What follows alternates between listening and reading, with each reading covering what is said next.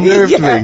Carl, have you ever been conned? There's always someone doing well out of me. There's always someone, if they're a little bit short, we'll go around to Pilkington. But I mean, 3 or 4 times a day. Sometimes I call him up and he goes, right, the washing machine's broken, they came round, they've done this, right, they couldn't fix it, but they had to call it, charged 90 quid. I called the bank and said, no, they can't do that. Turns out they can't do it. It's like a string of things where it looks like Carl's handing out money, like the end of a comic book. He goes, that's for the broken window, and there's for my sausages. It's like a queue of people just taking money off Carl. I don't know, they're normally alright if I'm face to face with them.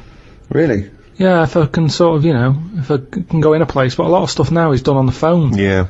It's all phone, isn't it? Because it's all over the world where you're speaking to these people. Yeah. I was talking to someone the other day about the alarm system, right, in the flat. Called them up, thought, it'd be good to get this going again. Have an alarm system, I haven't had one for years. Might as well use it, it's there. So, I called them up and said, there's an alarm system in this flat I've bought. I want to get it going again.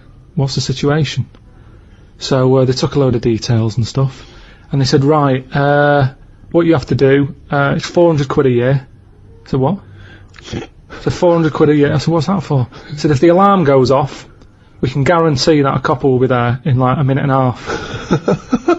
I said, I don't want that. I said, I'm just happy with the alarm just going off. I'll give the keys to the neighbour. No, you can't do that. You've got to have this way. I said, 400. I said, I thought alarms are meant to stop you being robbed. Did you what, sir? Don't understand sarcasm when you're talking to them people. Yeah, just to get out your system, when you know you've been conned, you just laugh in the face of adversity. I remember, it was, a couple of days before Christmas, I was going away, but I had a dripping tap, and it started dripping more. So, there was nothing I could do. The maintenance people were away, the caretaker was away, I couldn't get in, and so, I called out an emergency plumber. I knew this was going to cost, but bloke came round. Honestly, he made you look smart. He was like one of those kids who looked like a lumpy child. He was probably 20, but he just looked like, you know what I mean, they'd scaled up a sort of 13-year-old big-faced lad, right?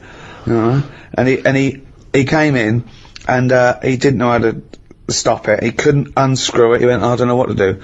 I called my brother, he's there, just like, I said, Bob, what can I do? He said, you could crush the pipe and then get it cut and fixed when you go. I said, great idea.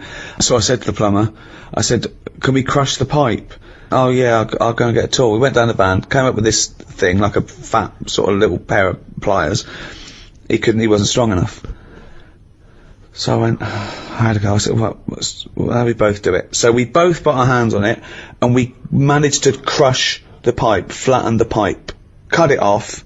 He put a little thing on the end of it, so it wouldn't leak, right? I went, great. I said, how much is that? He went, 180 quid. So I went, right, okay. So, I wrote him out a cheque for 180 quid, and I thought I'll have a little bit of sarcasm. So, it wasn't his idea. I helped him do it. I went, how much was that tool? He went, about £5. I went, that's paid for itself, isn't it? Silence. He went, yep, just nothing, tough crowd, right? Of course. Right? So I signed the cheque, he went, oh, he said, I forgot to charge you for the little washer on the end. I went, how much is that? He went, £2.50. I went, can I give you that in cash? He went, yeah. I went, there you go, there's the £2.50 for the washer on the end, and there's the £180. And he went, and that was it. I didn't even get a little chuckle. He didn't even think, he should have gone, well, let's split that, because we both did that. Yeah, that's 90 quid each. I go, okay, that's brilliant, mate, cheers. Here's a Christmas bonus. I have a fascinating tale to tell you, Carl. I think you'll be intrigued. When I do, junkets for films in America, or Toronto Film Festival, I was assigned a security. And, I've had security before. I often have security, they just sort of get you in and out of the car, and usually just to control sort of autograph hunters and things, but, this time I was given a security, and he came in a suit. He looks about 30, he looked quite unassuming. I thought he was from just a security firm, and there was a couple of them, and, first of all they were talking to each other, and I thought, wow, the stakes are higher here. I don't know, I don't know why, and they drove us to the hotel, and there was loads of people going to the hotel. I mean, much bigger stars than me. You know, there was Ed Norton and George Clooney, and they were going in and out. And he goes, we can go past these. And he called ahead And he knew everyone. He just knew everyone. And we went down in the car park. We were met by another security guard in the hotel that let us go past everyone. I mean, Clooney's having to queue up and sign. I'm thinking, this is weird. And I also feel a bit guilty because I was there to promote the film. And I think, this security guard's so good, I'm never going to ever have to pump into anyone. It was amazing. And he was there the next day, and he took us to the junket and back, and he put us on the thing. And then it turned out that he was actually LAPD, who was doing this for celebrities because he earned more money. And then I found out he had a gun, so I can't come in the airport with you, I can't take my gun. So he's armed. So I've got a security who's an LAPD who's armed, and I'm fascinated. Now I'm fascinated. This man is walking around with me with a little earpiece, talking to everyone. He seems to know everyone, and he's got a gun. I think, this is amazing. Then one night he said, he dropped me off at the hotel, and he said, I've actually been called, I've got to go on a mission, they need my help. I said, really, what is it? He said, it's a hostage situation. He said, and I'm also SWAT. So now this is amazing. He's now officially the coolest man I've ever met in my life. So he goes off. Then I'm thinking, I'm worried about him. I was talking to Jane, I was thinking, wow, he does this, he gets this extra cash, he's risking his life, and now he's going to a hostage situation. And I was thinking, oh God, he's just a silent hero. So next day he goes, how was it? He said, I was fine. He said, I just turned up. He said, I had to do it in my suit. He said, because I'm the negotiator.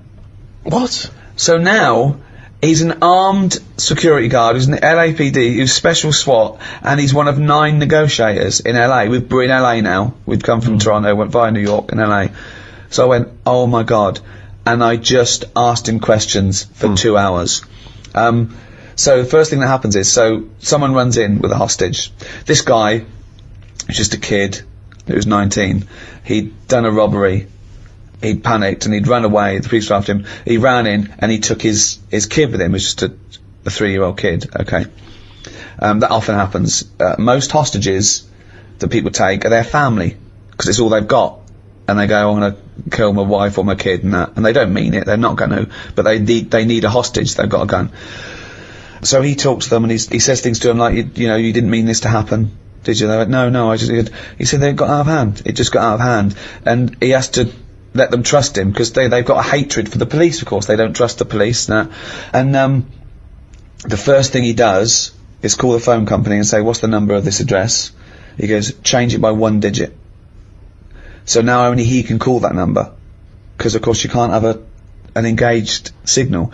If they haven't got a phone, they have to throw a phone through a window. So they've got to have contact with this guy. I said, what happens if this guy says, you're never going to get me out, I'm going to kill all the hostages? He said, then my sole purpose is to get him to stand near a window.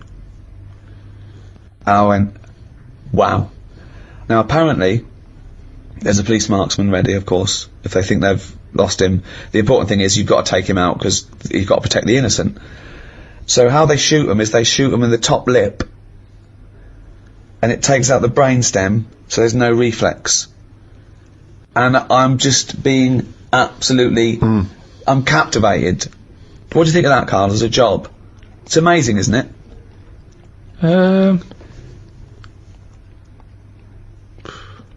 Yeah, I mean, once you've done one, though, it's like any job, isn't it, I suppose? Yeah. Once you've done one. Yeah, Not impressed? Boring, yeah. No, it's good. Could you do it? Do you reckon you could do it? Do you reckon you could negotiate someone out of a hostage situation?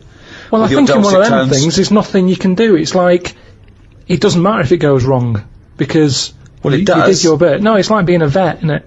Not really, because that's a ridiculous thing to say. It's nothing like being like a vet. No, it is. What I mean is, you're expected to make the little kitten live. No, there's loads of it. Because I was saying, so he says, I need a car by 5 o'clock, or I'm going to kill someone.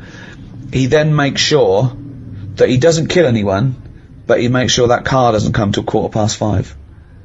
Even if it's there, he keeps going, it's on its way, because then the hostage knows that he's not in control, really. Even if it's as easy as saying, I want my wife here, and he can get her there at 5, he makes sure she doesn't turn up till 5:20. Yeah. It's just little things like that that's just absolutely fascinating. The psychology of it is just amazing. But he's not bothered, is he?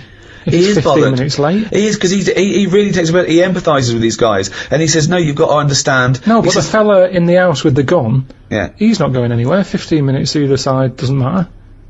Well, why is he in a rush? I don't think Carl's getting how Not sure he important, is. how No, amazing not this sure is. you said Yeah. they make the car 15 minutes late. Yeah. He's getting his car. That Yeah, bloke's not in a rush. He's never going to get in the car, is he? That's the other thing as well, because once a bloke said to him, I need a car, and he just went, where are you going to go? And the bloke went, yeah, forget that. He has to make them forget their deadlines and their demands. So soon it doesn't matter. And he has to get in their head. But to do that, he says that he has to empathise with them to a certain extent. He has to understand why they're doing it, to talk to them and go, yeah, you've had a bad day.